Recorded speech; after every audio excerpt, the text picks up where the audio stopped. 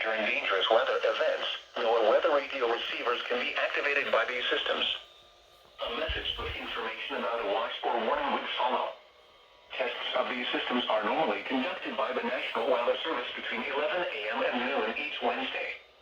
If there is a threat of severe weather, the test may be postponed until the next good weather day.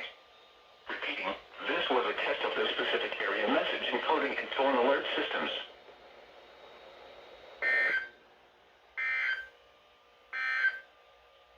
Here's the hazardous weather outlook for the following counties.